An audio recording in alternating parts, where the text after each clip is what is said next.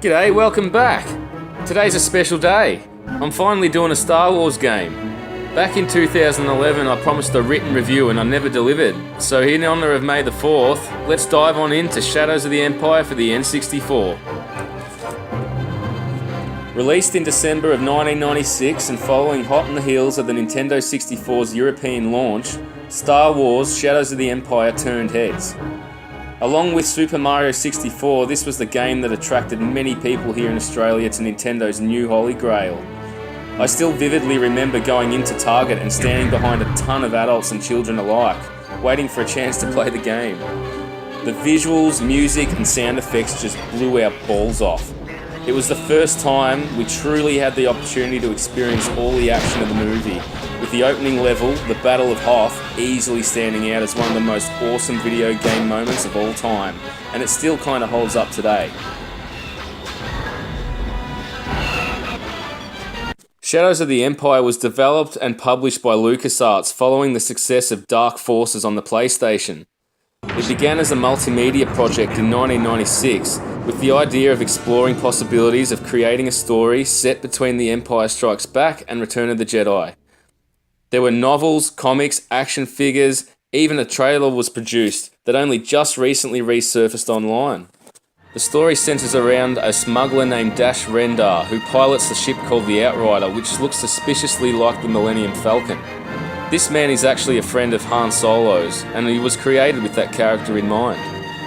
The game opens with Dash and his droid co-pilot Leebo landing at Eco Base just before the Battle of Hoth, which takes place at the beginning of The Empire Strikes Back if you remember correctly. Talking to his old pal Han Solo, he gains clearance to fly with Rogue Squadron, and the game begins.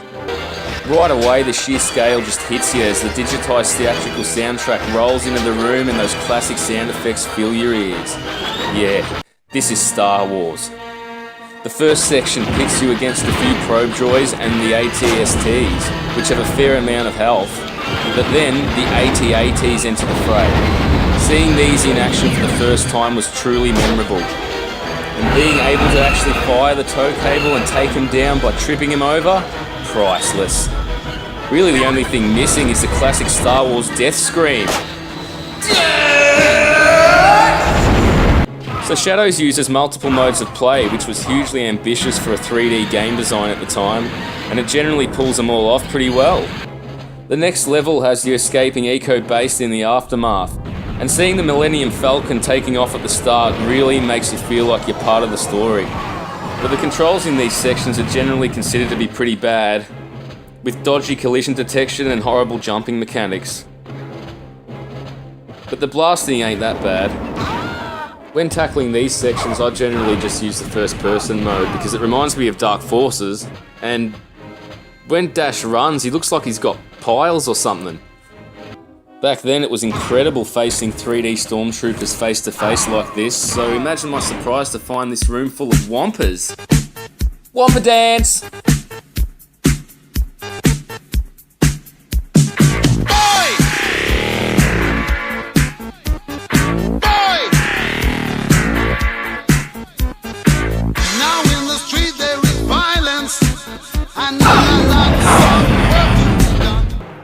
By this point, I was just completely immersed in the Star Wars universe and couldn't believe the power of the N64.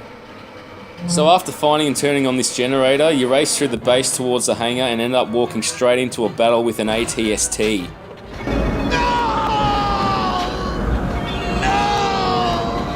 As the first boss, this guy's pretty tough, and I still remember the terror and the sound effects as I raced to hide from him. Ranks right up there with my first Colossus. So from here, it's on to one of the Hoth asteroid belts for another change of gameplay modes.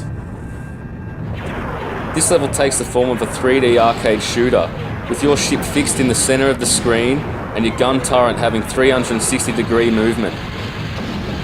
You face waves and waves of asteroids and incoming TIE fighters and bombers. There are silver medals called challenge points scattered throughout the game, and here they're hidden inside the red asteroids. I love secrets. It's at this point in the story that the main antagonist is revealed. This underworld figure named Caesar heads the powerful criminal organisation Black Sun, and plots to ensnare Luke Skywalker and do away with Darth Vader. Aiming a little high there, aren't we? The next chapter begins at the end of The Empire Strikes Back as you search for Boba Fett, who holds Han Solo frozen in carbonite. Dash decides to hunt down IG-88, a droid who is salvaging parts for his damaged ship on Ord Mantell. This stage sees you riding a junk train all the way to the end with some difficult jumps along the way.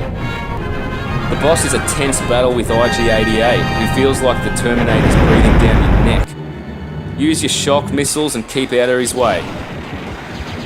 He hunts you relentlessly, but sometimes you sort of give him a bit of a run for his money. Look at him go, yeah, get back here now. After you fry him, Dash heads for the Imperial Moon Base Ghoul in search of Boba Fett. You hide the Outrider in Smuggler's Gorge and head in on foot once again. Here you wander through canyons blasting enemies and yelling at the ridiculous jumping mechanics until you arrive at the Ghoul spaceport. This is where you get your first rocket pack and take on Boba Fett. It's hard as. After you finally kill him, you're forced into battle with his ship, which has a gargantuan health meter. Good luck with that.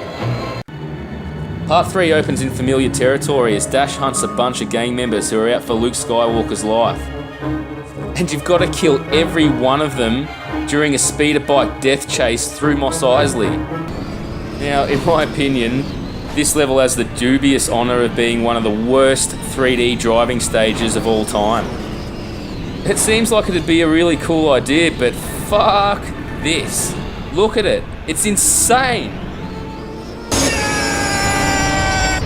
The controls and collision detection in this section are broken beyond belief. Oh well, Luke, you're on your own. Stuff this, I'm using a code. Type in Wampa Stomper, just like this here, and it unlocks a cool debug mode where you can access any level. Catch! Onto the Imperial Freighter Suprosia. This level is a gauntlet of enemies, traps, and even a few puzzles as you search for a supercomputer. The loader droid boss isn't too much trouble. After you off him, it's onto the sewers and a lesson in frustration as you try finding your way around in the pitch black tunnels looking for an annoyingly placed keycard. The boss is the clear highlight here, which you'll remember from the famous garbage compactor scene from A New Hope.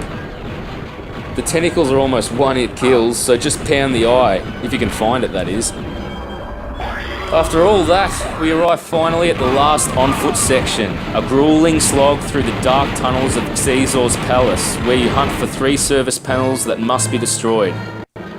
The final boss is a 3-stage battle with the Gladiator droid, one of the coolest non-movie enemies that I think I've ever seen. Just unload those disruptors on him. Once you get him down to just ahead, look out. His beam cannon just kills you straight away and it'll follow you everywhere. So here we are, the final climactic galactic battle with the Skyhook, Caesar's space station. The first part sees you blasting from the turret as Lebo pilots the Outrider into battle. Then soon after that you fly the ship manually. Smash the 4 turrets and head into the core, becoming one with the Force.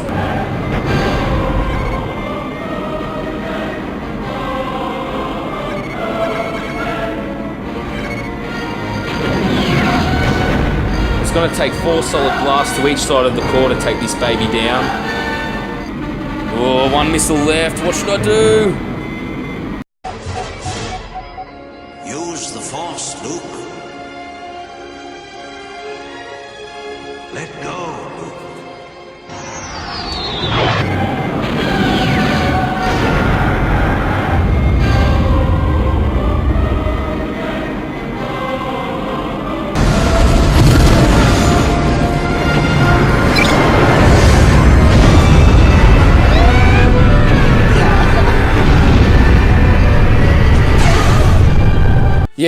Yeah, man, sick. This game makes me happy. Star Wars makes me happy. So by doing this, LucasArts managed to tap into the excitement of the mainline movies, but create something fresh and exciting, something that Disney are doing now with the spin-off movies such as Rogue One and hopefully a Kenobi movie. At this point in time though, the mainline movies are a tiny speck in the gigantic universe of Star Wars lore. This venture here may have actually been the reason for this, and that warms my heart. Star Wars and video games have always gone hand in hand in my opinion, with each influencing the other. Star Wars began something and video games clearly aim to finish it. Hope you had fun and see you next time. Chewie, is that you?